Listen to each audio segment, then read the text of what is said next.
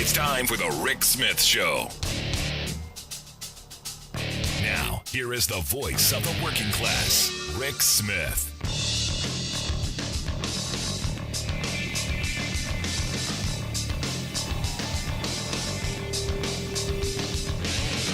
And welcome, brothers, sisters, working class heroes. This is the Rick Smith Show. Thanks so much for being here today on the big program. Lots to get to, lots to talk about. Labor Day weekend, going to get into some of that. The job numbers are out. Want to talk a little bit about that. I do want to start off with our cover-up caucus. You've got these congressmen who kind of afraid of what their phone records might show on Insurrection Day, threatening the telecom companies that if you hand over anything, we'll remember. And we're going to come for you. You know, I got to tell you, sounds like a threat to me. Sounds like a pretty major threat when Congress is going after people going, no, you withhold information. You don't let the public see in a transparent fashion the things that we, their representatives, were doing. I'm sorry. Look, average everyday people get a warrant, go to court, do that. But our representatives, especially in a congressional hearing, sorry, that's fair game. The cover-up caucus, the GOP cover-up caucus, consisting of Lauren Boebert of Colorado, Marjorie Taylor Trader Green of Georgia, Gim Jordan of Ohio, Andy Biggs of Arizona, Paul Gosar of Arizona, Mo Brooks of Alabama, Madison Cawthorn of North Carolina, Matt Gaetz of Florida, Louis Gogo Gomert of Texas, Jody Heiss of Georgia, and my congressman, Scott Perry. Congressman Perry right here, Mr. Upstanding, good military guy, clean cut, part of the cover-up. And I want to know what Scott Perry was doing on the day. I mean, there's some interesting information out there. I want to know what our general was doing while the commander-in-chief was leading a coup attempt. Was he involved in it? This is one of those moments where I reach out to Scott Perry. This could be your Smedley Butler moment. This could be where, for the good of the country, you step forward and go, this is what happened. Be the Boy Scout everyone tells me you are.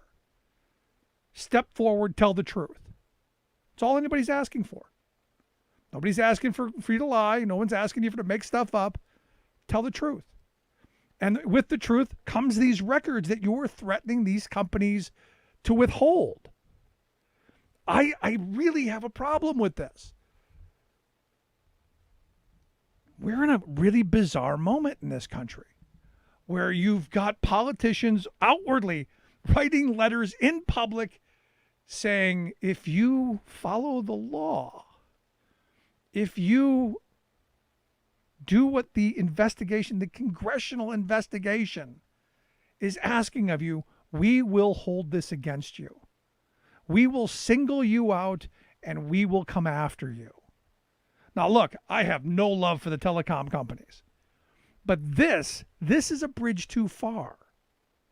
This is a bridge way too far. The Republican Party's gotten away with way too much as of the last several years. And it's time to rein some of that in, and transparency being the big part of it. Look, if there are Democrats who are making calls to Donald Trump on Insurrection Day, if there's a Democrat who called Dumb Jr.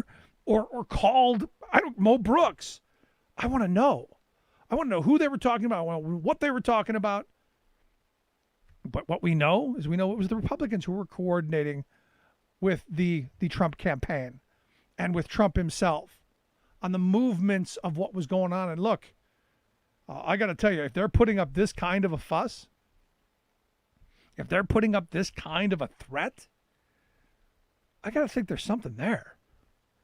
What's that? He doth protest too much? Too much. So now it's like Trump's tax returns. Got to see those at some point. Got to see what crimes are in there. Do I think it was anything that would have gotten him impeached? No. It might have made him look bad a little bit. He's not as rich as he said he was. He took tax breaks he shouldn't have taken. He did some creative accounting, said properties were worth more when it benefited him to say that and worth less when it benefited him to say that. Yeah, rich people do that kind of thievery all the time. Wasn't going to get him impeached. Slap on the wrist, make him look bad, maybe. But what's in there that's making him double, triple, quadruple down? Makes you suspicious. It just does. So we got to see these records. Got to know who was responsible for January 6th. And it's not going to happen before September 18th when Insurrection 2.0, which some of the organizers are kind of pulling back a little bit on the idea we're going to have a big raucous affair. No, because it is going to be the most militarized. And congratulations, dimwits. You have now made every rally that we'll ever have a militarized zone because you can't be trusted. Nice job. And I know, but Rick, you wouldn't mind Antifa. No, I've spoken out against breaking windows and breaking things. Absolutely. But you don't go trying to usurp democracy. You don't get to do that. Sorry. Anyway, Labor Day weekend. It's one of the days that we're celebrating our 16th anniversary on the air. I can't believe it's been 16 years we've been doing this program. But it has been an incredible 6 years and given us opportunities to do things that I've just been thrilled with. Our 2013 Labor History Tour, 2015 we did a Civil Rights Tour. I've gotten to interview presidential candidates, and I've gotten to go to conventions and all kinds of things to bring labor's message and the message of working people to the halls of power. And I've been grateful for every opportunity I've had. And going forward, our growth this year has been incredible. We've added stations in New York City and now in Los Angeles, in Georgia. We are expanding like never before. And it's because working people have finally come around to the idea of we need unions. We need to organize. We need to fight for better wages, hours, conditions, opportunities. We need better for our children. We need better for our seniors. That the supply side voodoo Reaganomics, tax cuts for the rich at every opportunity, that scheme didn't work. And it's put us in the situation we're in. And the things I've been talking about all 16 years of doing this show, finally now people are going, hey, that's a good idea. We should tax the rich like we used to in the good old socialist days of Dwight Eisenhower. We should have strong labor unions like we did, back before the sainted Ronnie Reagan. Because here's the thing. Labor Day is a day brought to you by labor. Labor Day is now under attack virtually every direction by corporate America, by right-wing rabid politicians, and by well-funded attack groups who their only mission is to take your ability to have a say on the job away. It's all about power. And whenever I think of this, I think of my grandfather who said, if a rich guy's going to take a buck out of his pocket to tell you don't need something, you better spend 2 to get it. We better be spending 3 or 4. Because here in Pennsylvania, in the next year, there's a potential in 2023, because of next year's elections, that we could be the next no rights at work state. All of my Republican operative friends are all giddy and all tingly in the panties at the prospect of destroying a solid labor state like Pennsylvania. And look, solid labor state means about 12% of the workforce, of the private sector workforce. We're about 6% nationwide. When I started working years ago, it was like 25%. And the attacks have been coming nonstop. And we're at an interesting moment because the most recent Gallup poll says that 68% of people approve of labor unions. We need to pass the PRO Act. MIT did a study that found 1 in 2 workers would join a union tomorrow if they had the opportunity. And yet here we are in this moment. Like I said, only 6% of workers belong to labor unions. And that's because the pendulum has swung so far to the employer class, so far to the wealth class. They don't want you to have any rights. They don't want you to have a say. They want you to have nothing. Why has the minimum wage not gone up in 12 years? because workers don't have the power to demand it, and right-wing politicians know it. And they block it at every single opportunity. And what's going on is... in Texas.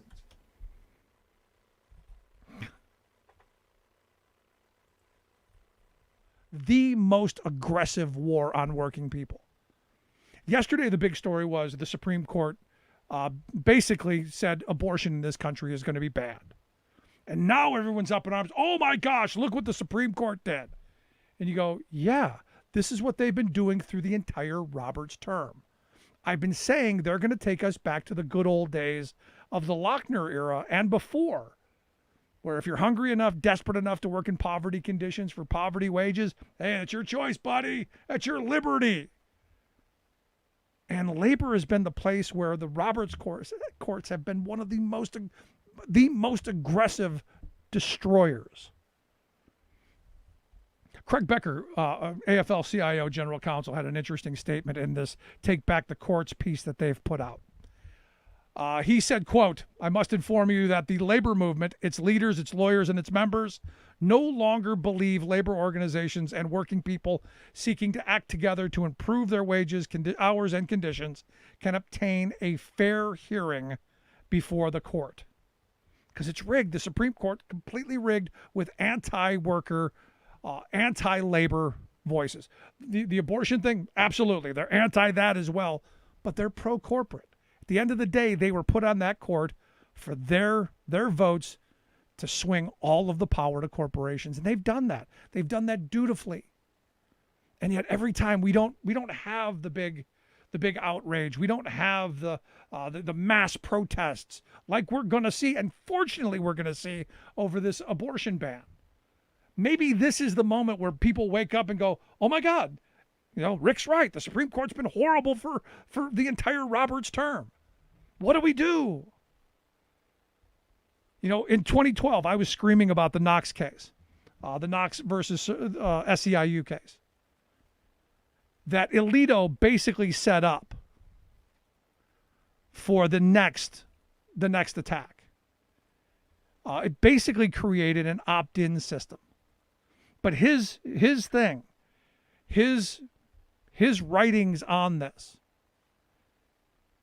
set up for what would be the end of the Abood decision, which had been the law of the land since 1977, and what eventually brought us the Janus case. It had been Friedrichs. Scalia died. It was still there. They couldn't wait. They were chomping at the bit. They brought another case, the Janus versus AFSCME case, and Trump's guy, Gorsuch, was the vote that put it over the top. And in one vote, you overturned decades of decided law and made the entire country a no rights at work country for public sector workers. That's the power the Supreme Court had. One fell swoop attacked unions' ability to operate by taking away money that they needed to operate while mandating that they still have to represent the free riders. And this is all by choice. This is all by plan. The next thing after the Knox case, that Alito is the driver in all this. The Harris versus Quinn case. Alito again invited this attack on Abood to get to Janus.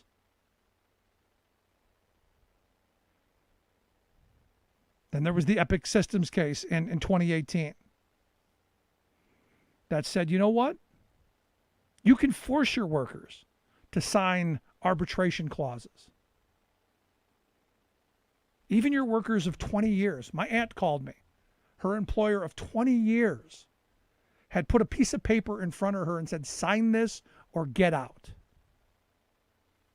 Sign this arbitration clause that says, if we sexually harass you, if we do anything, if we violate any federal law or any law, you have to go to arbitration. You can't go to court.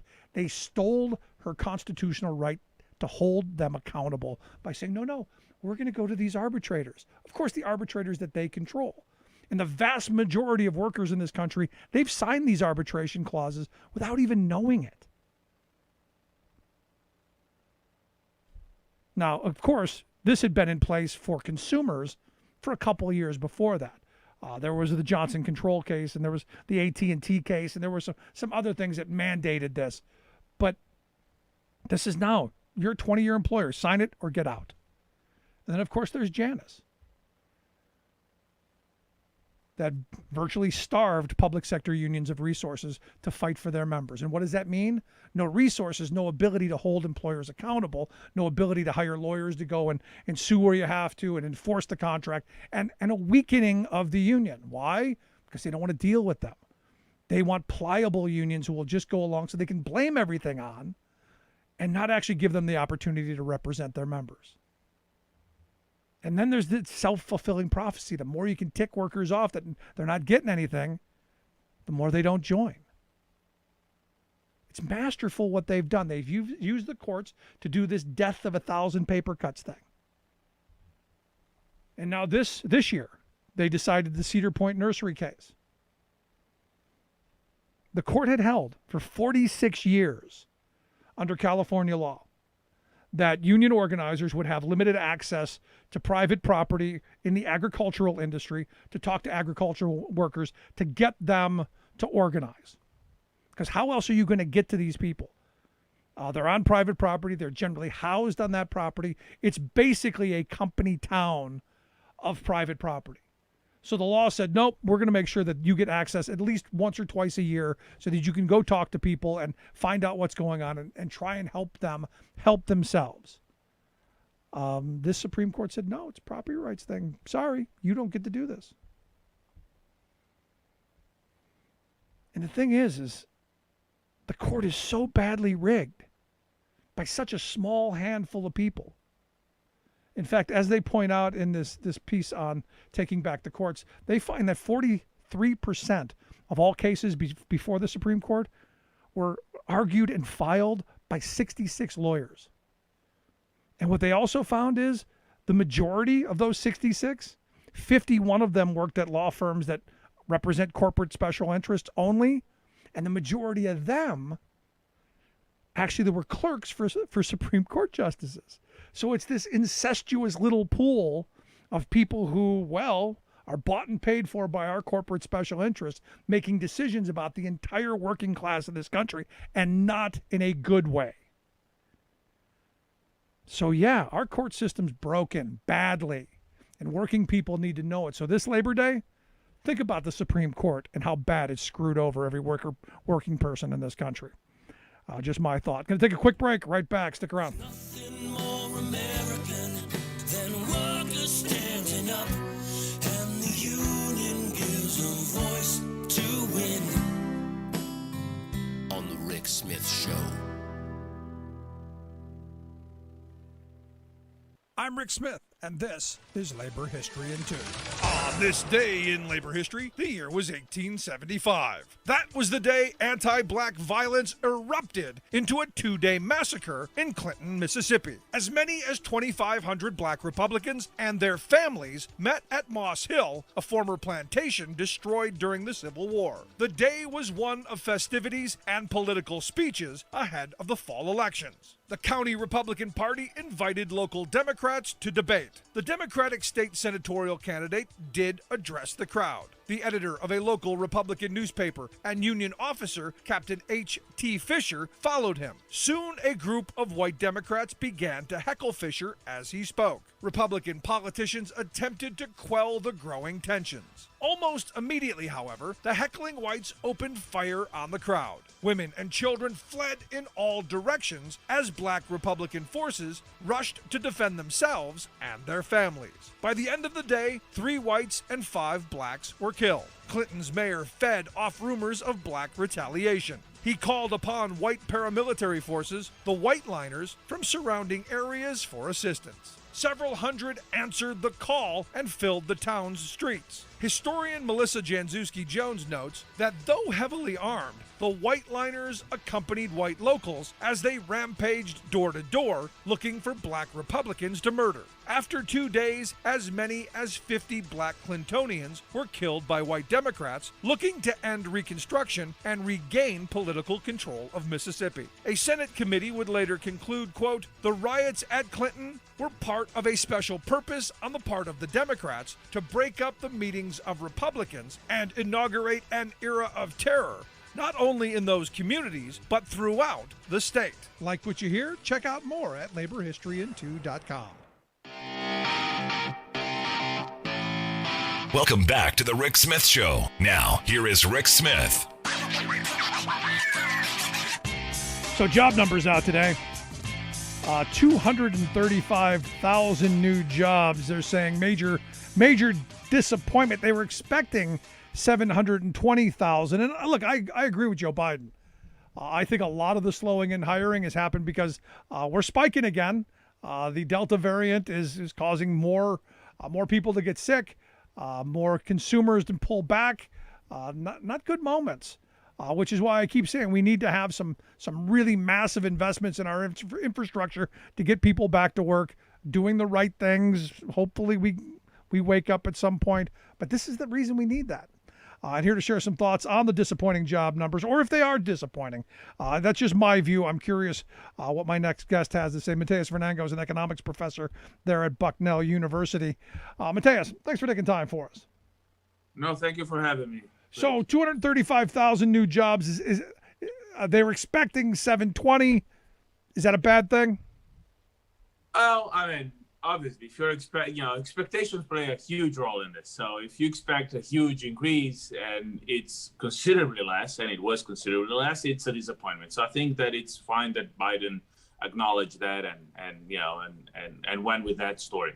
On the other hand, in terms of think of the recovery in the previous recession with Obama, in which we did not do a significantly large fiscal package, in part because there was dissent within the Democratic Party, and in part because at that point, the people that had the upper hand in the Democratic Party were people like Larry Summers, who now is barking from outside. So it took us to get back to 5.2 unemployment. And remember, unemployment levels were really much 14%, whatever it was. My memory now, but we were 2 digits, and we were considering a catastrophe of the size of the Great Depression.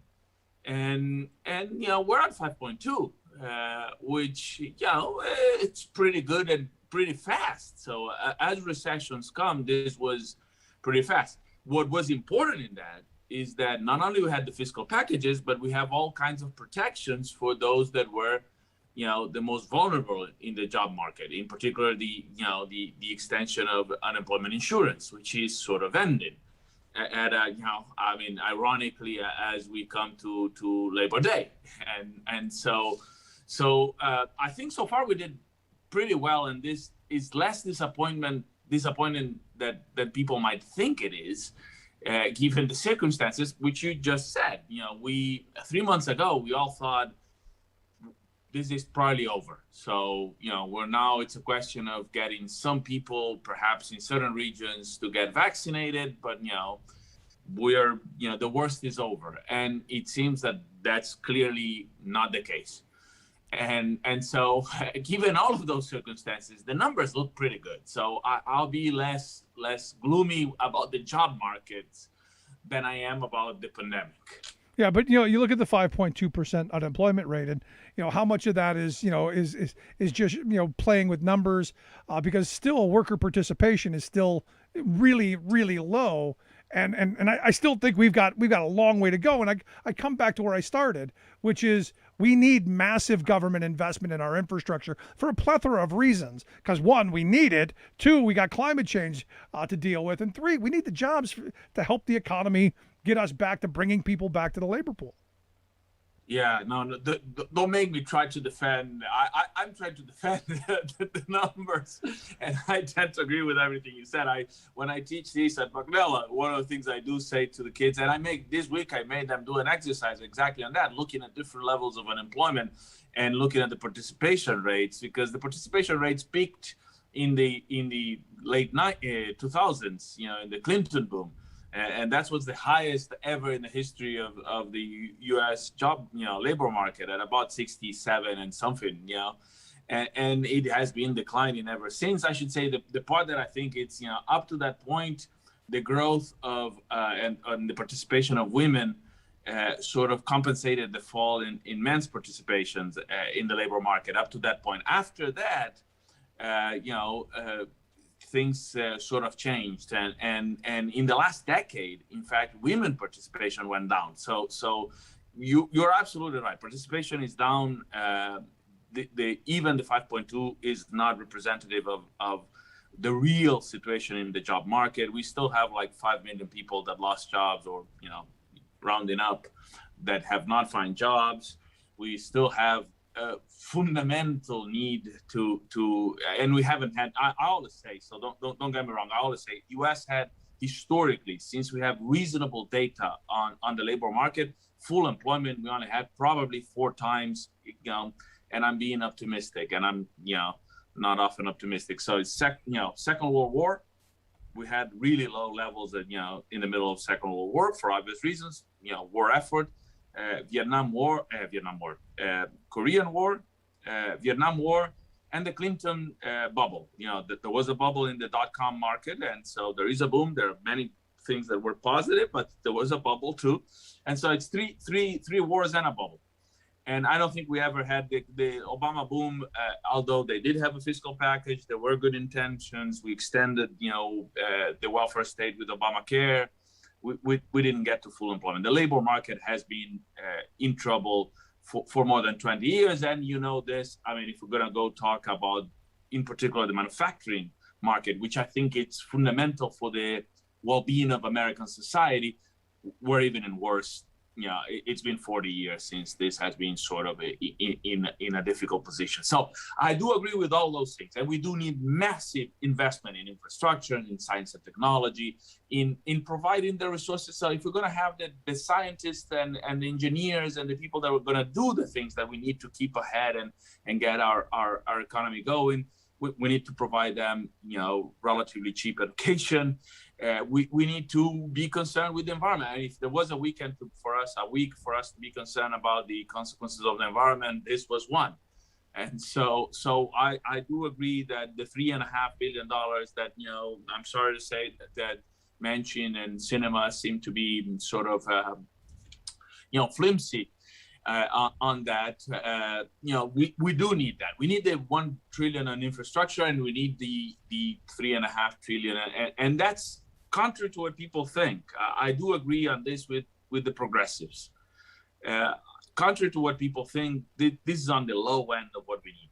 And if anything, and I'm sorry I'm talking too much, but if anything, I think that these low numbers, what they show is we need more. So if there are fears of inflation, forget about those. The fears are that the pandemic will continue, and God knows for how long, and we should be, stepping on and trying to keep the economy afloat. No, I'm right there with you. And this is where you say it's too low, and I agree with you 100%. It is too low, and I always point to the American Society of Civil Engineers and their most recent report that says we need $4.6 trillion in hard infrastructure. So that $1.2 trillion bipartisan deal is about $3.4 trillion short of where the American Society of Civil Engineers say we need to be.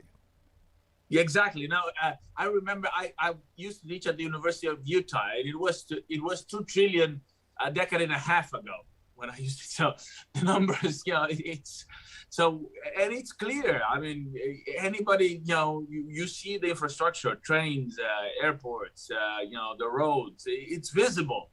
This is a country in which, I always say, the U.S. is a country in which corporations do well, billionaires do well, but the people do poorly. And the reason that people do poorly is in part because we're not investing in those things that are public goods. Infrastructure is one of those, but it's infrastructure, it's the which affects things of for example, what Louisiana, the way it hits fundamentally those that are the poorest, and those get hit harder. If you look at the reports today in the New York Times of what happened in New York, it's the immigrants in illegal basements that ended up dying with the floods, and so it's unconscionable that this is still the wealthiest, most powerful society in the world. That those things happen in the United States is unconscionable. There's no reason for that to happen in the United States. There is no fiscal constraint that implies that we cannot do this. So the American government has, other than for political reasons, has all the ability to do what's needed to get the economy going back again. So. What's interesting to me is, we know all this stuff, and I've been saying this stuff for years. And the longer we wait to do the infrastructure, as you pointed out, a decade ago it was $2 trillion, now it's 4.6. We wait another decade, it'll probably be $8 trillion to a point to where you go, you just throw up our hands, there's nothing we can do. And I think that's kind of where some people want us to be, in these positions where, well, sorry, we can't do anything. It's too late now. And I'm hearing the same voices on climate change. Well, we're already past the time of doing anything. The heck with it. Screw the grandkids. You're absolutely right. It's a strategy. So the beautiful thing about this is that, conservatives and libertarians and all of those guys, they don't disguise these ideas. Friedman had it on the Wall Street Journal ages ago. He said, starve the beast. So cut the funds, let the spending go on. So they are okay with spending, provided the spending is not for solving the problems of the American working class. So we build schools in Afghanistan, not sure for what purpose. Don't get me wrong, I'm all for building schools in Afghanistan and helping people in Afghanistan. The problem is that we left, and it's not clear we should have been in. But at any rate, we did build, and we spent $2 trillion over there. And we haven't spent it over here. So it is a peculiar notion, and those people that say that we don't have the money to do it here, and that's the part that I think it's important to notice. The people say we don't have the money to do this here, but they are pushing for not only we should have done it over there, we should still be doing it over there. So we should stay there. So this is something that it's incongruent. You cannot say that we don't have the money to do it here, but we have the money to do it over there. And that part, I think it's important. We do have the money to do it over here. We don't have the political will to do it over here. And that's exactly it. And I blame the working class of this country. I'll give you an example. When the Caldor fire was bearing down on Lake Tahoe, I tweeted out, I finally heard about the story about 11 days after the fire started, only because it said, fire bearing down on Lake Tahoe. The only reason that they reported this because it was going to where the rich people live. It had already burned a bunch of hundreds of homes and buildings, and it had burned the poor areas up already. But it was heading towards the tourist places, the casinos and the mansions. It was going to corporate America and the wealthy. And I had people beating me up going, they're working class people live there. I go, of course I know that. But the only reason it got any attention is because now it was going to affect the wealthy. And that's when things matter. So the question I have is, will we get to a point, do you think, where we start dealing with climate change when the mansions start flooding and you got rich people up on their roofs? Oh, it's a difficult question to respond. But I in many ways, I think politically, because it's one of those things you can always kick the can and say, there's nothing we can do. It will be globally very unevenly distributed, the impact of this. And I think again that, and it's worse than you think, because I think that the American corporations, for reasons that are strictly associated to their bottom line, they move jobs to places that force the working class, if they want to find jobs, to places that are, utterly unsecure. Yeah. And so we still have that, in places in which there are more, in the old Rust Belt, people are moving out, and we're moving to places like Florida, and Arizona, and where there's no water, or and California. And so when you look at the trends, people are moving into places that are more dangerous, and of course, the way this is sort of portrayed in the media is that people are irrational, and people are moving with their jobs, and those jobs are provided by American corporations that, I should say, to a great extent depend on, we still have a military industrial complex that it's well-oiled and worked well in the United States. And a good chunk of that is associated to those things. So choices that we make, that our corporations and the wealthy make, and that's where, people end up being. So I'm somewhat pessimistic that, we do have a chance if we do want, and the voices are overheard more clearly now. So I think that the Democratic Party it's at a junction. So if we do pass, I want to be optimistic. So let's say that we pass the bipartisan infrastructure bill, and we can get the sort of strayers in the Democratic Party in the Senate to vote for what we apparently already they had agreed, which was the $3.5 trillion. I think that could move us into a situation in which we get rolling in the right direction. No, I'm with you. But here's what my fear is. My fear is Manchin saying we're going to pause this creates a situation where I think it's the 27th of September, because the unmovable caucus, or whatever they're calling themselves, the 10 or 11 Dems who made a big kerfuffle. I fear that the $3.5 trillion doesn't get a vote, and then you get progressive Democrats saying, well, if we're not moving on the $3.5 trillion, we're not moving on the $1.2 trillion, and we end up with nothing. I agree. I think that's why last time we talked, I was more optimistic. Now I'm starting to be a little bit, scared that that's a very plausible scenario at this point. So that we may end up with nothing, and that would be, I think, catastrophic for the country, for the world, and for the Democratic Party too. So, and I should say, for those that think that doesn't mean anything, that both parties are the same, it's worth remembering what's going on in Texas as we speak. So This has significant consequences in all kinds of levels of things. So it is important to, at extreme, even the survival of democracy itself. So I think that these are important issues. To answer my own question of a minute ago, the rich will never learn, because we keep bailing them out. They build their houses on the ocean. They get wiped out. We rebuild them at taxpayer expense. So what makes me think they'll learn? Last question I've got for you. Got about a minute. Labor Day, the big holiday. What's the Vernengo family doing for the big holiday? Oh, I'm working. What, do you work for Amazon? Yeah, well, liberal arts schools, what would you know? So we don't stop for Labor Day. So I should say I arrived in the United States on Labor Day 1995. So I saw the parade in New York going down Fifth Avenue. So for me, it's an important memory. And now I'll be working, I'll be teaching, but I'll have some time for my students to discuss exactly that Labor Day, and why American Labor Day is not the same Labor Day than the rest of the world, when the rest of the world commemorates a date of something that occurred in the Haymarket in Chicago. May 1st. So the way we bury the history of what happened to labor in this country. Excellent point. Good stuff. Matias, I appreciate you taking time for me. Thanks so much. Thank you. Thank you for having me. Good stuff. Our good friend Matias Vernengo, professor of economics there at Bucknell. And seriously, we bail the rich out every time they get themselves into a tangle. It's us. But when we get in trouble, to the curb with you.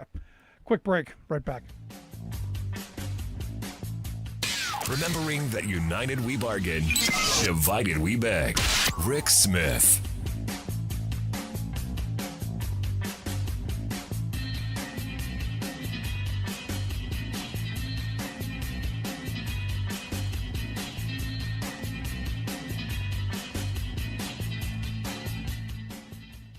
I'm Rick Smith, and this is Labor History in 2.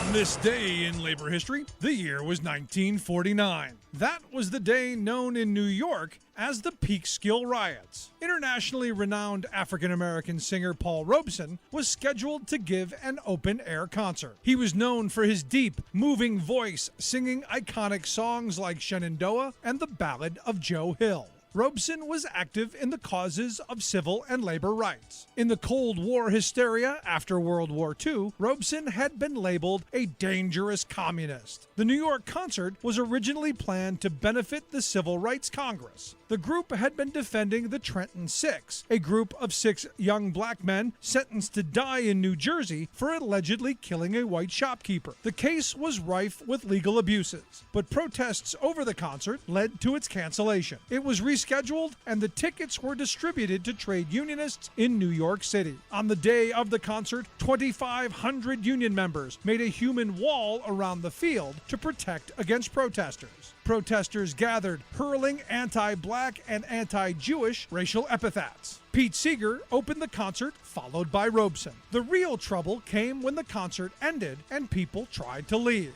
The protesters threw rocks at passing cars, while policemen stood by and watched. 145 people were injured. Other concerts were canceled. Paul Robeson would continue to be harassed by the FBI. He was denied a passport due to his stance against anti-black discrimination in the United States and against colonialism in Africa. I dreamed I saw Joe Hill last night, alive as you and me. Labor History in 2 brought to you by the Illinois Labor History Society and The Rick Smith Show. For more information, go to laborhistoryin2.com. Welcome back to the Rick Smith Show. Now, here is Rick Smith. So back in 2013, we did a labor history tour. In fact, you can still get the book, Daddy, What's the Middle Class? Just go to thericksmithshow.com and we'll put out a way to get that to you. And we ended up going to Blair, West Virginia, where the Battle of Blair Mountain happened. In fact, we went to the mountain that at the time, back in 2013, the coal barons were actually trying to remove. They wanted to do mountaintop removal on that mountain. Because they'd already removed everything else. There were no buildings left. You would expect to see, some remnants of old factories, of saloon, stores, anything, all gone. It looked like we were just dropped in the middle of a forest. And then to hear the stories that 10,000 miners were striking, and you had thousands of company thugs, and you had planes dropping bombs on the heads of workers, and where the term redneck came from. You would have never known. That's why I was thrilled to see a story over at The Nation about the anniversary of the Battle of Blair Mountain, with this being the 100th anniversary. And that's why I've asked Samuel Fleischman to come talk with us. Samuel's a labor reporter and researcher. His piece, the Blair Mountain Coal Union Anniversary, a must-read this holiday weekend. Samuel, thanks for taking time for us. Yeah, thanks for having me, Rick. I'm a big fan of the show, So I'm looking at this piece of yours, and I'm going, wow, you're a young guy. I doubt you learned about this in high school, because nobody has. What made you pick this story? Well, it really happened by coincidence for me. I was actually down in North Carolina researching textile unions and sort of the demise of that industry. And then I realized, just because I come from a labor family, labor organizing parents, I knew about the Battle of Blair Mountain. As you know, a lot of people don't know about it. And I decided, just on a whim, because I knew it was the 100th year anniversary, to go down there and just check it out, because I knew that there were still people living there, and that even though this happened 100 years ago, those folks are still down there. There's still union folks that live there, that meet, and I just wanted to see what it was about. And like you said, look for what is still there, what remnants, what memorials. And it's the Mine Wars Museum in Matewan is a great museum. But if you're looking for a plaque for the actual Battle of Blair Mountain, you're gonna have to drive 20 miles east out of Logan, and you're gonna find on an unmarked intersection a little one iron plaque. So yeah. And that's where we ended up. We ended up going there and to a couple other places. And what was really strange about it is the person who was giving us the tour said, now, understand, we're being watched. And I'm going, how are we being watched? We're literally in the middle of nowhere. I haven't seen a house or a person for miles. All I see are trees. He goes, no, we're being watched. You just got to be aware of that. And when we stopped at the location where we were going to sit and do some interviews with folks, out of nowhere came, probably 20, 30 cars of people who were wearing their Friends of Coal T-shirts and had their Friends of Coal bumper stickers, and all the men had sidearms and cowboy hats, and in a very threatening way, going, what you doing around here? And it was, they were there to defend the coal industry, who literally were screwing half the people who were there to defend the coal industry, which is really just bizarre to me, Samuel.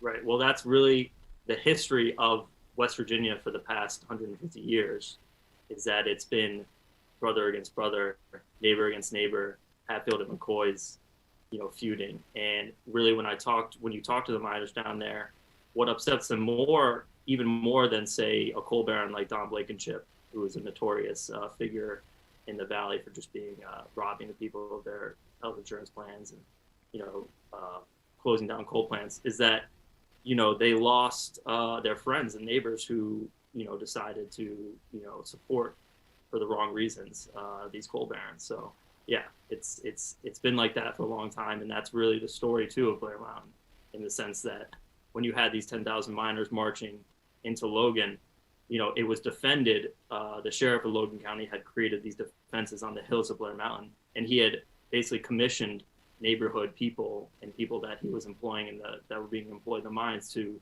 defend it. So really a part of the story too is just how this sort of class war divides, people, neighbor against neighbor. So. And it really is the Jay Gould quote, I could pay half the working class to murder the other half, in action. Because most of those guys were World War I vets who were coming back trying to make a living. And these coal companies screwed the government out of, billions of dollars, cheating them. Horrible, horrible people.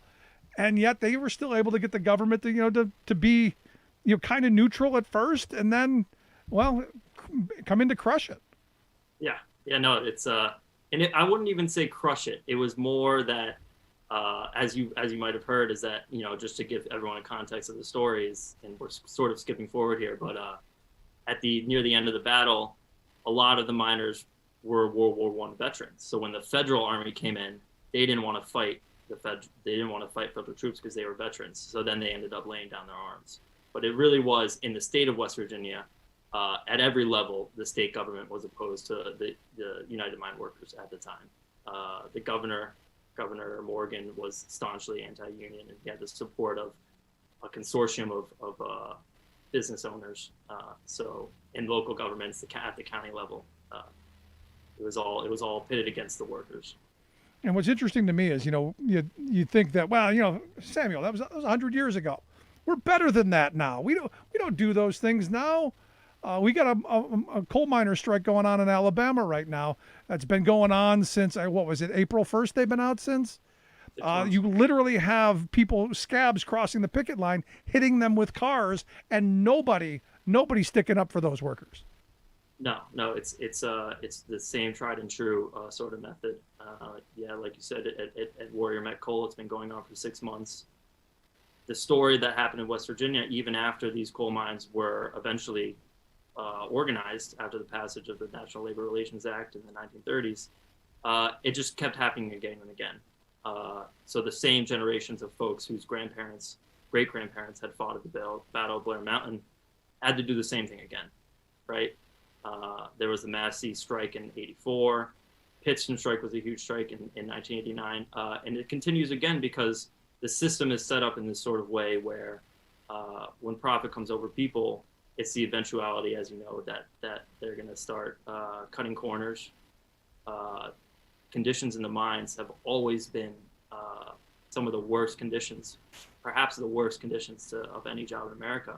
The death rate is so high compared to so many other jobs. So yeah, no, a couple years ago when they were trying to take the mine workers' health care away, we had gone to Charleston, and we had gone to Fairmont, and we had gone to a couple other places in West Virginia for the UMWA rallies to mobilize people. And I remember, interviewing a lot of these miners who had spent, 20, 30 years in the mine, young guys in their 50s, who looked like they were in their 70s and 80s, unable to walk or basically breathe without oxygen. I mean, their lives were basically over.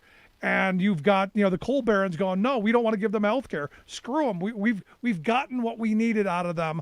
Let's just do away with them. And I remember just thinking, how sadistic and how sick is this, that these profiteers made so much money and now they're just going to cut these poor guys off to die. I couldn't help but be angry. But sadly, as a society, we didn't get angry with them. No, and I really I want to take a moment too to point out that the coal miners in the UMWA, they really are some of the most staunch, intense union guys you'll ever find. Absolutely.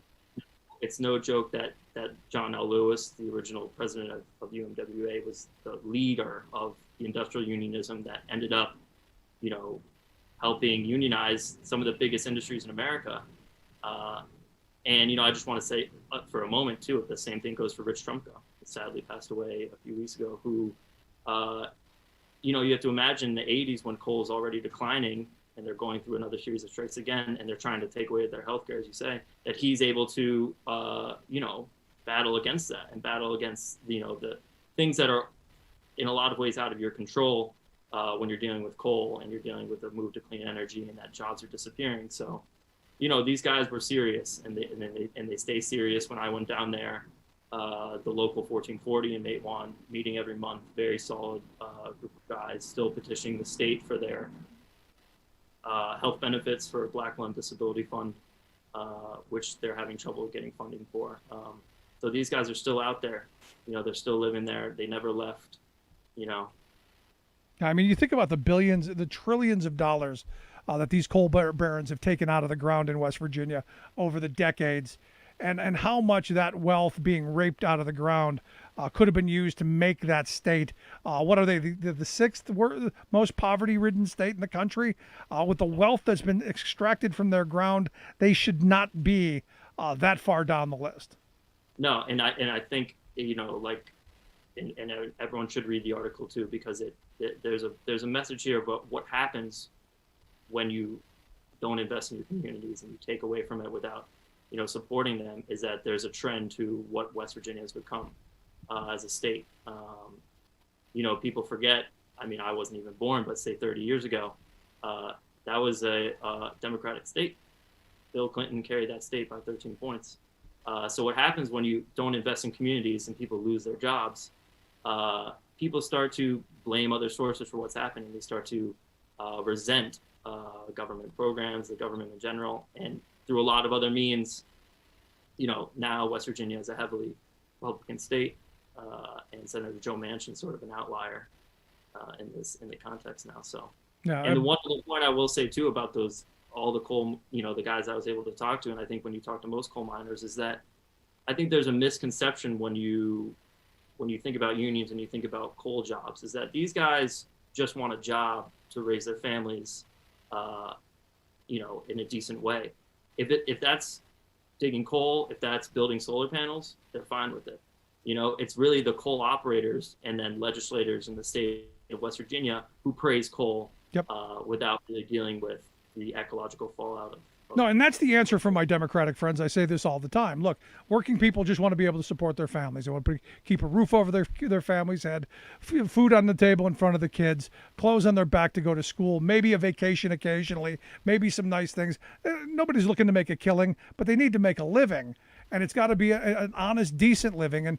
And sadly, the folks that I talk to who are trying to threaten us on the side of the road with who knows what, that's what they wanted. And at that moment, you had Patriot Coal, going bankrupt, filing bankruptcy, cutting off their pensions, cutting off all this stuff. And literally, they're the biggest guy there that I approached first. He literally lost his job a week before. And I had to ask him, I'm going, they screwed you. Why are you here defending them? And he looked at me and said, it's all we've got. And it's been framed in that way, Samuel, that it's all they've got, man. And if they lose coal, they're going to have nothing. And to me, that's the other message. Yeah. Well, to highlight that, there was a proposal in the state legislature in West Virginia earlier this year to sort of look at how these communities could be rebuilt now that coal jobs are just leaving, and it's just a myth that it'll come back to the days it was. And that bill was shot down. The coal communities comeback plan. So these people are really in a tough spot, and in some ways, it is. There are no jobs left when you talk to guys, there's few places to go. So Yeah, and this is where the screwy thing is for me, because Joe Manchin could be the champion of a bipartisan massive infrastructure bill, much bigger than the $1.2 trillion plan. And he could also say, hey, look, we do need most of the things in the $3.5 trillion plan, and I want them here in my state so I can help my people get those solar panel jobs, the windmill jobs, whatever, and the services that we need, the infrastructure that we need. He could be like the savior of West Virginia by bringing home the bacon and the earmarks and the pork barrel, this and that. He could do that, but I'm confused at why just not happening. Yeah, I don't know whatever. I'm not the political guy to figure out what he's doing, but I will tell you that there's a real consequence to what's happened in the last 3-4 decades. Yeah. And you see it, like I said, about how West Virginia is now, and now it's a Republican state, and the levels of poverty. So last line of questioning I've got for you, because I look at the Battle of Blair Mountain and my experience going there and seeing literally the entire town that we were told. Imagine there was the saloon over there, the hotel over there. There was this whole massive infrastructure where they literally removed it brick by brick. There is nothing left except for what was the platform where the train tracks used to be, and the train tracks they took up. Did you find that same kind of scenario, that the history of this has been removed in many of the places, and really only those guys showing up to the 1440 meetings are the ones trying to keep it alive? Because the museum, I don't believe was there back in 2013. They were trying, they were working, but there was nothing there yet. Do you think, did you see that same thing that I saw? I would agree with you. And I think that's the same way that they changed, the way they do coal mining now is not to remove coal seams from the mountain. They literally remove the mountain from the coal. So the same way that they're destroying the environment, they really tried to wipe the history of what happened in all these haulers and all these small towns of West Virginia. There were no museums. Besides the cities themselves falling apart and these towns falling apart, there's no plaques, there's no memorandum, no memorials. And it really was, at the end of the day, it came down to these miners were the ones who funded this museum, which has become of some local renown. And when you go inside the museum, the artifacts are their parents' artifacts. So their grandparents. You see a canary cage, and it's someone's great uncle's canary cage, and the pickaxes and the guns they found from the battle. It was, their family legacy, their heritage, and just a deep respect that those guys had, a code that they had, and they're the ones living it out. So yes. And it's important to remember, I hope folks will take a look at the article, The Biggest Uprising Since the Civil War Happened Here 100 Years Ago, written by Samuel Fleischman. We'll get links out to the Nation article so you can take a look at it. Samuel, I appreciate the time. Great talking with you. Hope you'll come back again real soon. Thanks. Appreciate it, Rick.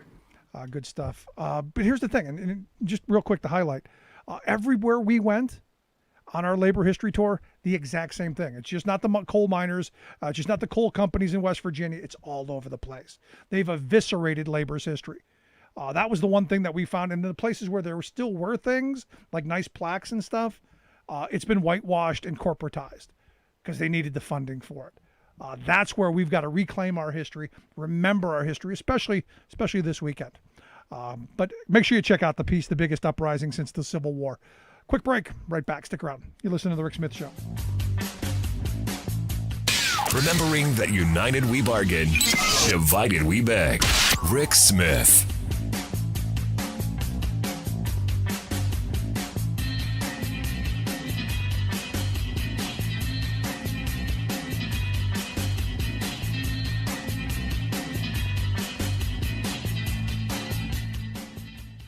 I'm Rick Smith, and this is Labor History in 2.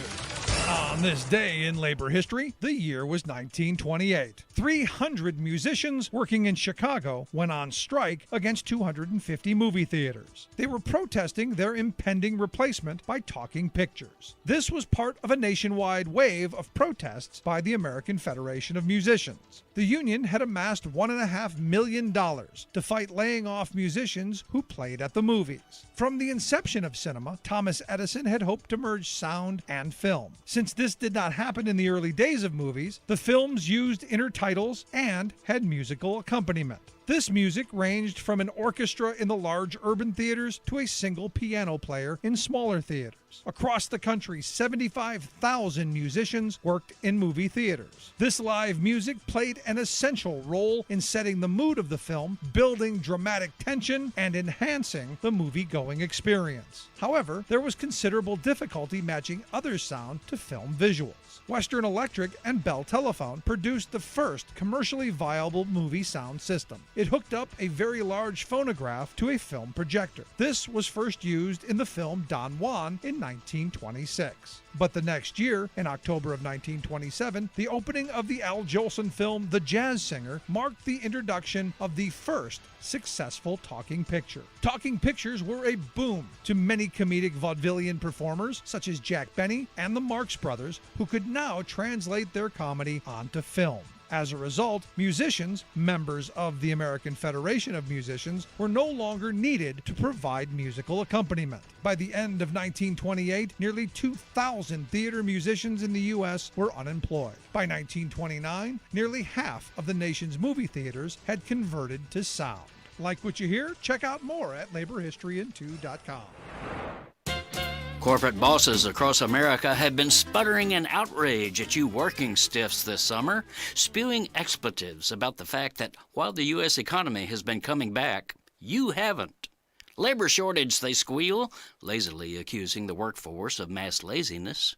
They charge insultingly that millions of workers got used to laying around during the pandemic, noting that there is now an abundance of jobs open for everything from restaurant workers to nurses. The bosses and their political dogs bark that you people need to get back in the old harness and start pulling again. Adding a nasty bite to their bark, several GOP governors cut off unemployment benefits to people, hoping to force them to work. Other businesses have proffered signing bonuses, free dinner coupons, and other lures, while such notoriously mingy outfits as McDonald's and Walmart have even upped their wage scale in an effort to draw workers. Yet, no go. In fact, to the astonishment of the economic elite, the employment flow this year is going the other way. Record numbers of current workers in all sorts of jobs in every section of the country are voluntarily walking away.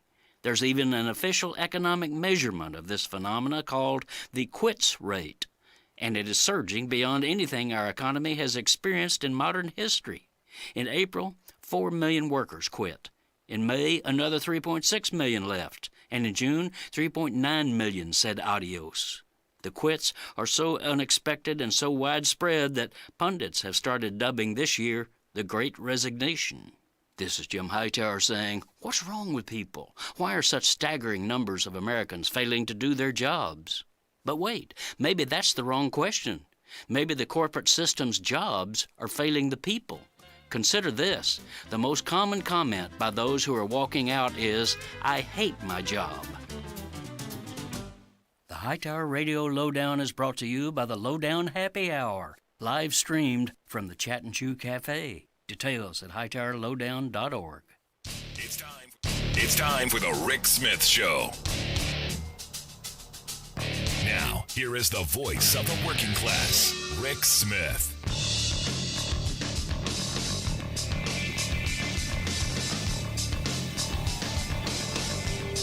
And welcome, brothers, sisters, working class heroes. This is the Rick Smith Show. Thanks so much for being here today on the big program. Lots to get to, lots to talk about. Our week wrap-up in review bit. The all-star panel going to talk a little bit about what's going on with Afghanistan, what's going on with, well, the crazy people in going to the Capitol and, well, Texas and Florida, where it seems like lots of craziness going on. But here to share some thoughts on what's going on with the country. Our all-star panel, Rich Ojeda of No Dems Left Behind, national spokesperson, Sarah Burris, reporter over at RawStory, and Scott Dworkin, co-founder of the Democratic Coalition. Guys, thanks for taking time for us. Yo. Let's start off with what's going on in Afghanistan. What's now not going on. We're out. We won. It's over in my view. It's time to declare victory, move forward. Rich, let's start with you. Thoughts? Yeah, I mean, I think this is something that needed to happen. I love the fact that the day after our troops finally left, the Taliban are disappointed because they realized that all the equipment that was on the Karzai airfield has been basically destroyed. And they felt that, since they're now a government, that was supposed to be a goodwill, a gift to their government from ours. So they're a little angered about that. But there are still some things, there's coordination that has taken place. So there are still people that are able to get out. And the Taliban are saying that they're going to allow that to continue happening. So I'm excited about that. And yes, it's time for us to end this forever war. And even though, we accomplished everything we needed to accomplish, we killed Osama bin Laden, we never lost a fight.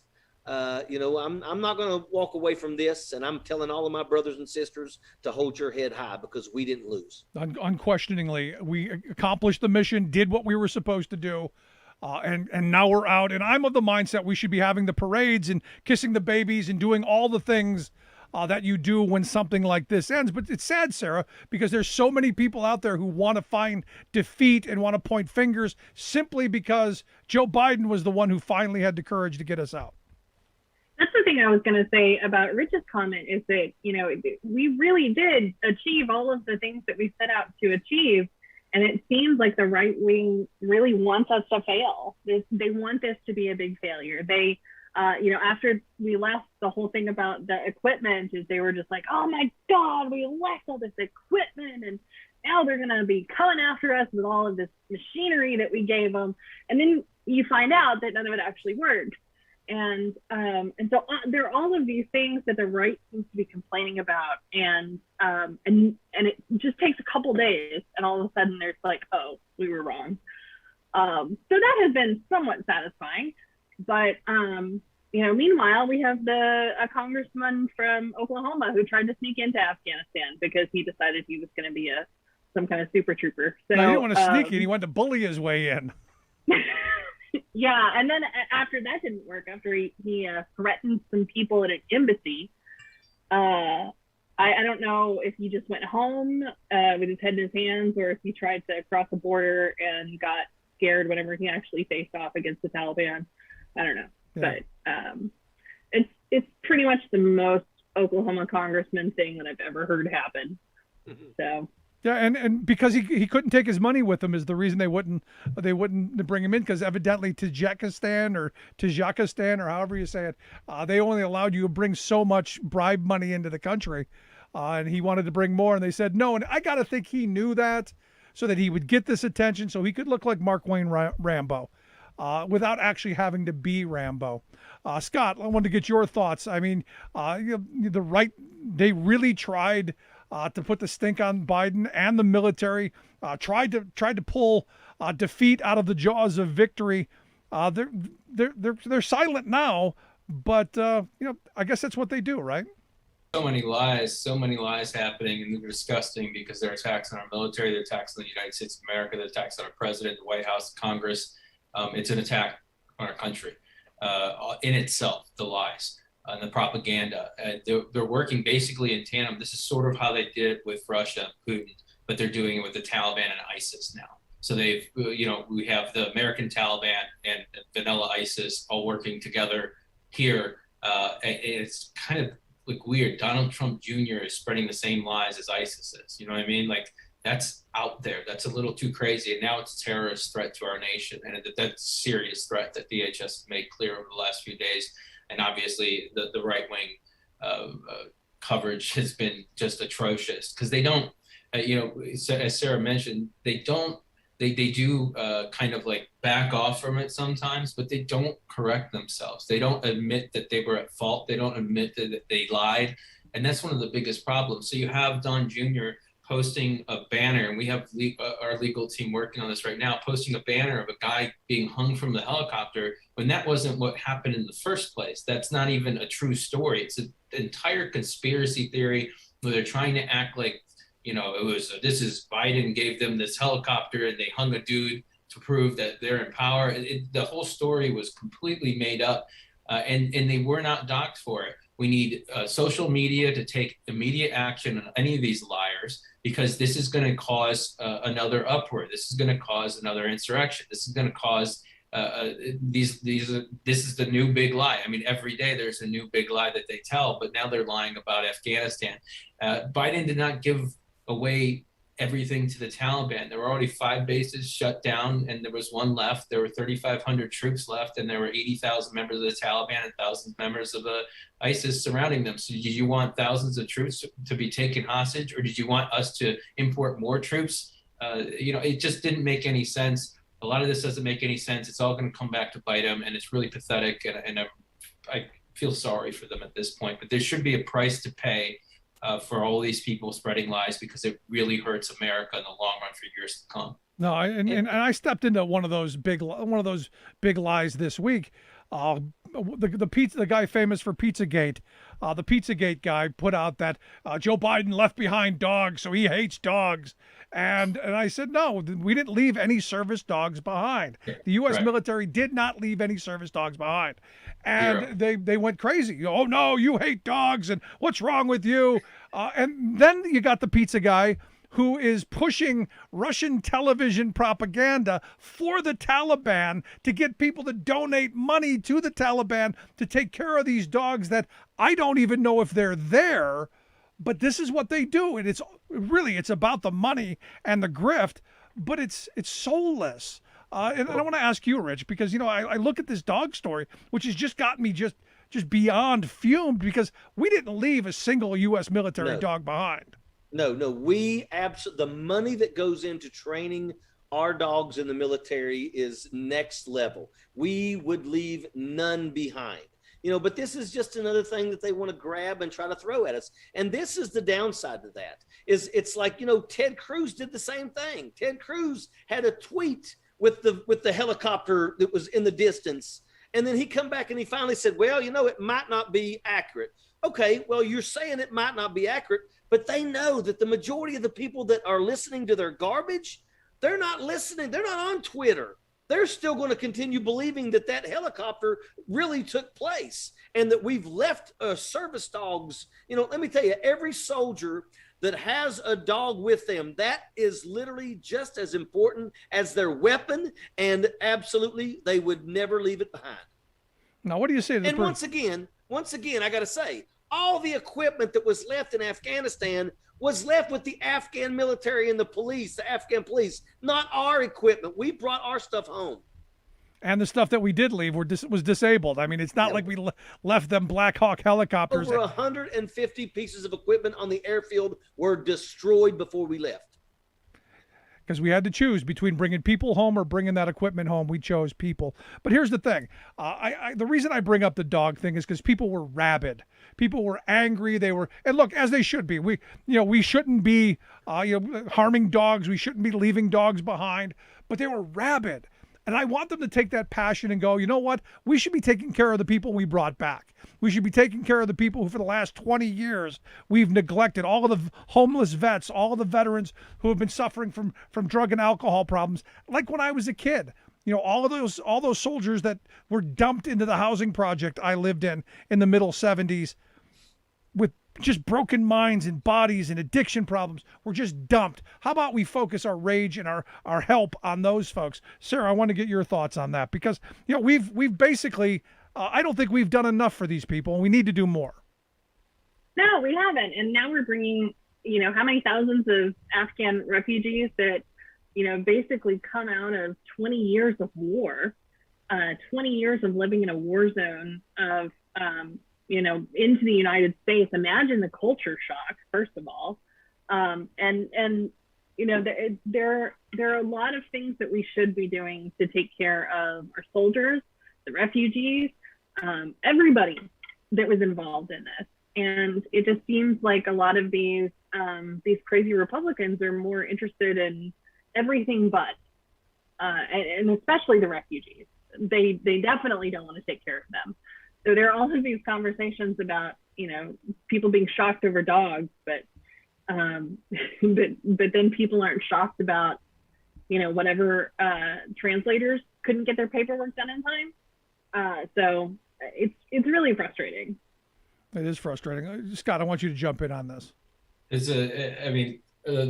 kind of weird. I guess it kind of connects to the fact that they care about these children before they're born, and then they don't afterwards. Like that it's your problem. So like we've used the Afghan people of Afghanistan, and they can't come here though because all of a sudden they say, but we have COVID and they can bring in COVID. Like they get worried about diseases. It's the same racist, hateful rhetoric that they use of everything. And it's they want to spread all these lies. I think they're just tripping on themselves all the lies now, because I just wish that there was a mechanism for, again, them to be held accountable. And right now there just isn't. So it's on us to call out all the lies and tell the truth about it and spout that. And so it's important that you and everybody else actually points out that is a lie, that does not exist. And you have to repeat that over and over again. Because as Rich said, like Ted Cruz posted that thing and nobody saw his response to it. They only saw the fact that he said, oh, look at this. Like, and he's sharing a video with the world as a United States senator from the state of Texas, who's basically saying, these terrorists are hanging this person using Biden's helicopter, and then it's turned into a conspiracy theory now. And no matter what they say at this point, it's ivermectin. Like that's the truth. That's the only way. That's the only thing that matters. And it's just complete nonsense. It's worse propaganda than it's ever been, and we need to put an end to it all. I'm right there with you. But here's the thing. What I've been getting from people is, we should have stayed another month. We should have stayed another 2 months so that we got everybody. We brought the dogs back, and we could have stayed another month. Rich, what do you say to we could have stayed another month? No, we couldn't have. The agreement was the 31st of August. That's it. The Taliban, and they even said, Joe Biden actually was talking about potentially pushing it back, and the Taliban said no. So that's it. We got 120,000+ people out of that country. That was a Herculean effort that they did. And we should be absolutely as proud as can be of our service members, our Air Force, the things that they did. When I saw that C-17 Globemaster with over 800 people on it, I literally was shocked, because I understand, as a person who's worked in aircraft as a master parachutist and heavy dropping, things out of the back of an aircraft, I know the importance of making sure that everything is weighed properly. And when I saw that, I was like, that is a loadmaster's nightmare. But you know what? They did it. And they went all the way to Ramstein. They went all the way to Qatar. They dropped these people off and went right back and did another batch. And they did it over and over and over again. These people are heroes for what they've done. And you know what? We did everything right. And people can sit and they can gripe about it all they want. They wasn't there, and that's just the way that it is. Yeah, but Biden was right, and let me throw it out to both you, Scott and Sarah. Biden was right. He had two choices, because he got an extra 4 months out of what Trump had agreed to, which was a May 1st deadline to get out. He got until the end of August. He had the two choices: either get out, as we did, and thank goodness he did, or escalate and send thousands more people into harm's way, which could mean, hundreds, if not thousands of more deaths and injuries and trillions of dollars and possibly 20 more years. Do you see a third option? Anyone? No. I don't know how you do it. I don't know how you come up with, what, if the Taliban says no and we stay, then you're going to have how many troops come in to protect all of those people. Like the way that it was negotiated, from what I've read, is that the Taliban was basically running security, and they were deciding, who was getting in and who wasn't. And everybody assumes that, the second we left, that the Taliban, it was like they just closed the door on the country, and it's. I just think if people really actually read about what was going on the ground, they might understand that, the Taliban was just, playing nice until the 31st, and they weren't going to play nice after the 31st. I don't understand why people think that somehow everything was going to be okay. There's these people that don't like us, and want us out of the country. Somehow they're just going to be like, oh no, it's cool. Like, have some brunch, You know, like that's not how that works. And Globe Masters are big targets. C-17 Globe Masters are big targets for RPGs. And after the 31st, we would have probably been ducking those nonstop.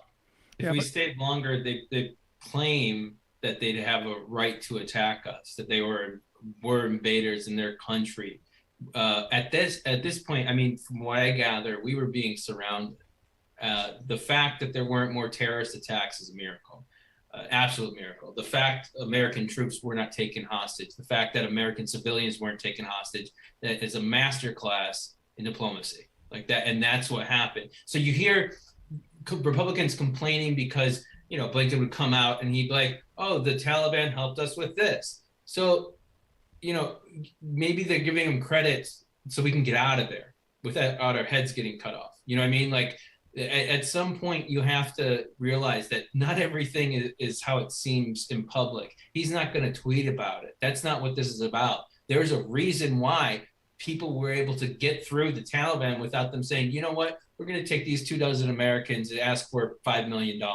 You see what I'm saying? Like, it could have been so much worse. And I know the terrorist attack there was absolutely awful, but it could have been disastrous beyond measure. And we were surrounded. We were not in control. Americans love to be in control. We weren't. We lost the country. It was gone. It had already been given away by Trump. We had to get out of there. And what's done is done. It's over. We can't go back on this. And so, I don't want to go back. I don't want to go back. Good on Joe Biden for getting us out. We won. It's time to move on and take care of our soldiers and take care of this country and move us in the right direction. I got to take a quick break here. Hope you guys will stick around through the break.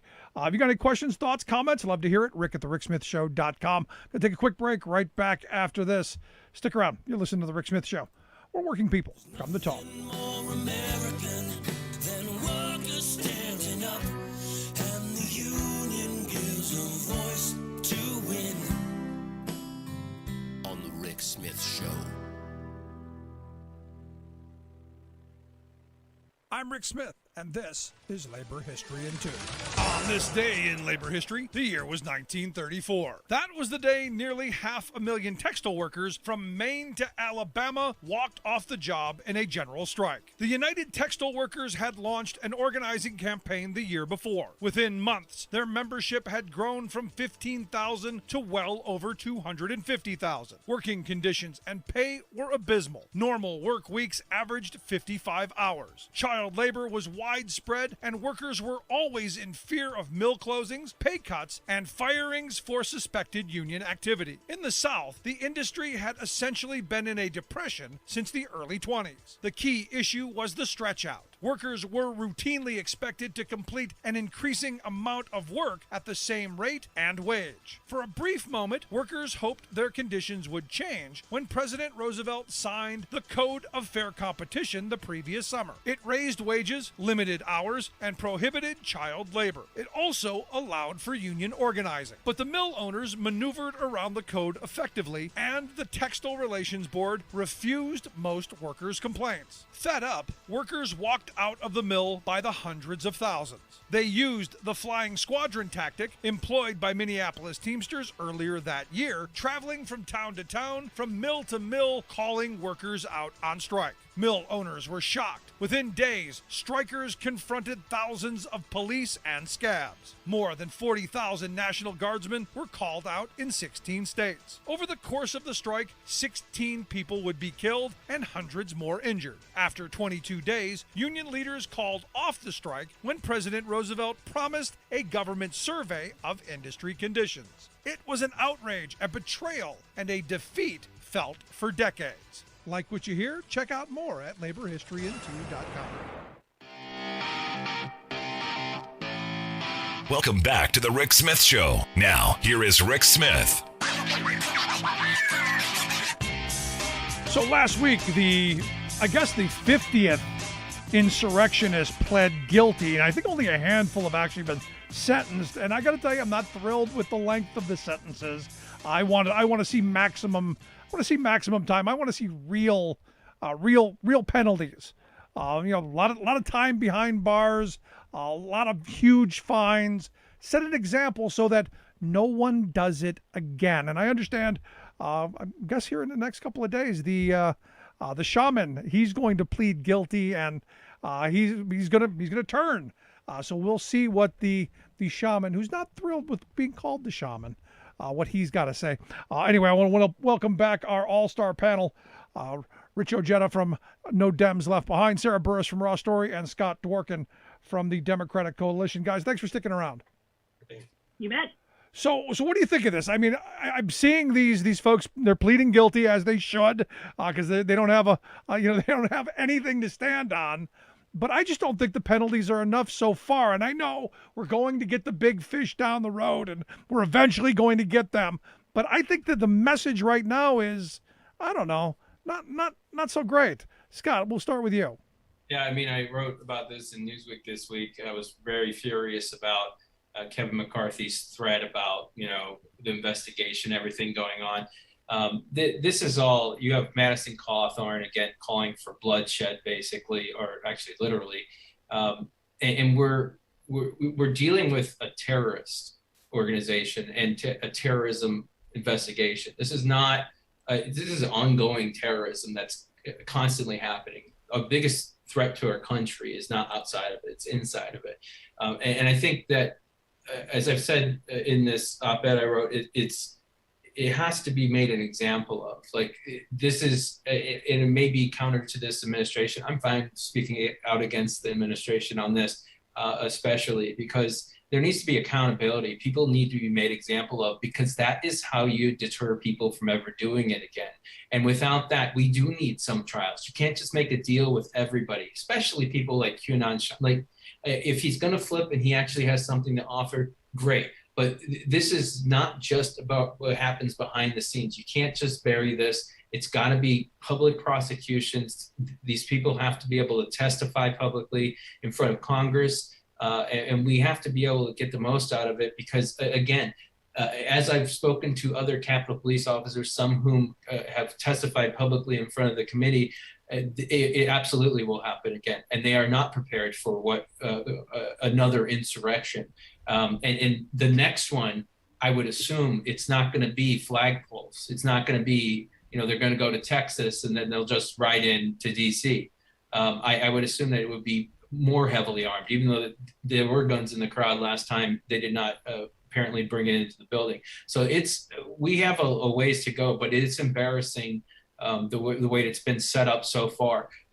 What I've been reassured of, though, from people who work at the DOJ currently, is that things are moving at lightning speed behind the scenes. So we should see some action in the next few weeks, but I don't trust any of that. So I publicly want to make sure that everybody calls the White House and Congress and pressures everybody to make sure that everyone's made an example out of, so that this is something that never happens again. Yeah, but here's the thing, Scott, and Sarah, this is for you. I mean, they're talking about another rally on September 18th. I'm dubbing that, I think everyone is, Insurrection 2.0, because they're laying the groundwork. The expectations are there. You got Madison Cawthorn and others out there barking. Any concern that this is where this is gonna turn into? Absolutely. I'm completely terrified. I'm expecting it to be bad. And I wonder how many of these people who are making plea deals are now basically going to get out of jail, or be on probation, or be finished with probation, and basically just hitch a ride to Washington and do it all over again. The thing that I am the most furious about is, yes, we have a January 6th select committee that's doing the investigations that are important. We still don't have laws governing domestic terrorism in the United States. I don't understand why Congress and the Senate have not said, oh, gee, we need specific laws to, like a hate crime law would give harsher penalties to somebody based on the intention of the crime. I think that we need something similar in the United States. We have it for international issues. We have it for, a lot of, we don't have that kind of law on the books, is my point. And don't we have insurrection laws, though? I mean, wasn't that what that was? I mean, they were trying to stop the certification of a presidential election.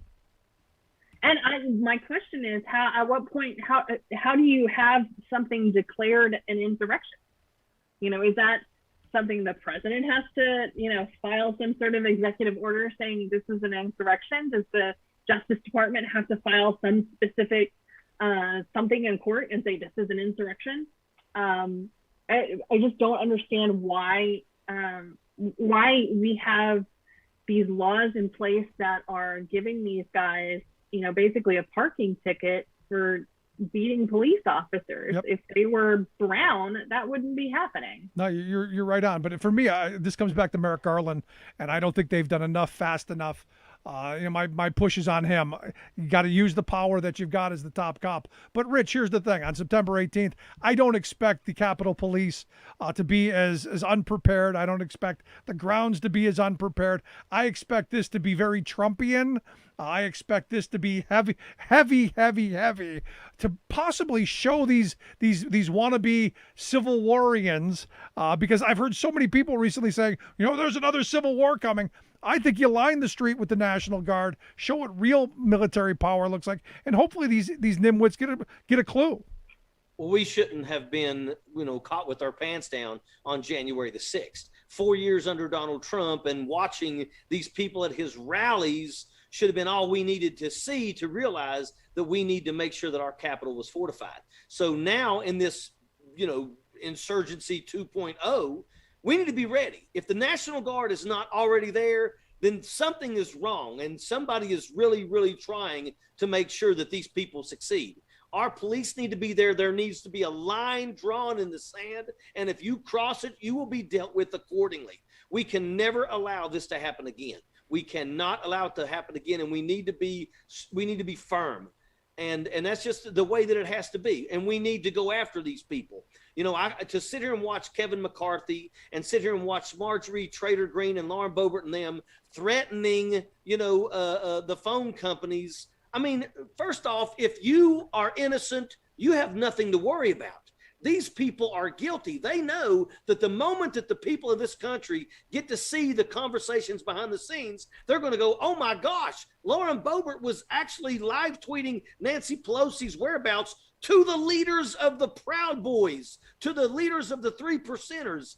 They're going to see these things. They're going to see that these people were a part of this whole entire thing. And let me tell you something, every one of them who are a part of this must be dealt with accordingly. I don't want to see them remaining. I don't want them to be removed from their committees. They need to be prosecuted for this. They participated in an active coup that literally almost overthrown our government. And if we don't deal with that accordingly, we absolutely are allowing it to happen again. It's time for the Democrats to start fighting with brass knuckles and put the pillows away. I'm right there with you. But here's the thing. You've got Representative Andy Biggs coming out now saying that he wants Kinzinger and Liz Cheney taken off the commission.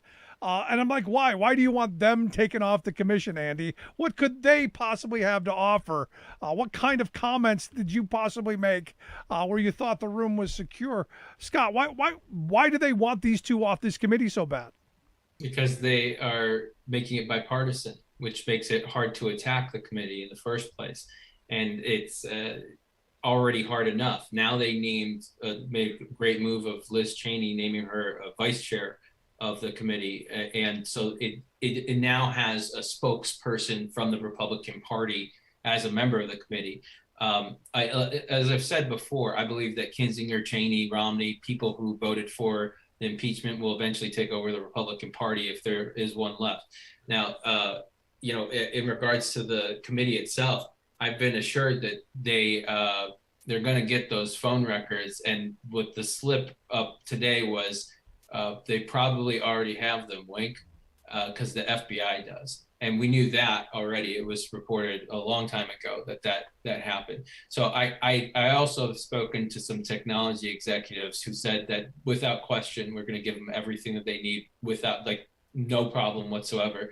I guess they have no power. Republicans have no power here. It is a weak threat. It's a sign of weakness because it's desperation. Because what are you going to get out of that? You're threatening corporations. You're threatening Congress, and you're saying, we'll remember we're in control. Great. This is a great reminder why you should never, ever be in power. This is why you should never, ever be speaker. This is why you'll never be speaker. You'll never be president. And this is, but it's going to happen again. If we don't take action, there's a good chance that Trump ends up in the White House again. And I don't think he'll ever leave. And so we need to think about that. We need to think about the fact that they'll exploit Congress and also abuse their power directly to prosecute people. I always think about it like this. What would McConnell do in this situation if it were reversed?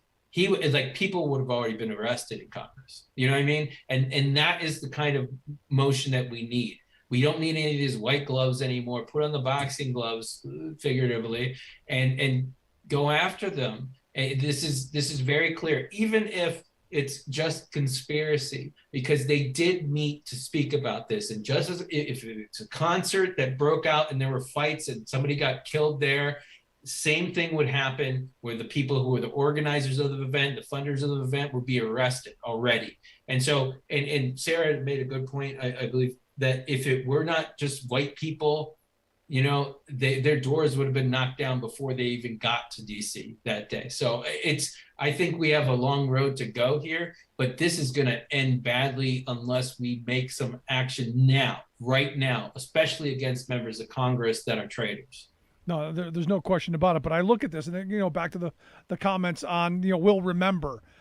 To me, that is a threat that should be investigated, yes, without question. Absolutely. And because you can't have politicians using that kind of rhetoric, because what you get then, you know, Sarah, is you get this guy out in eastern part of Pennsylvania who's running for a county executive position, this Steve Lynch guy who said he's going to get 20 of his strong men.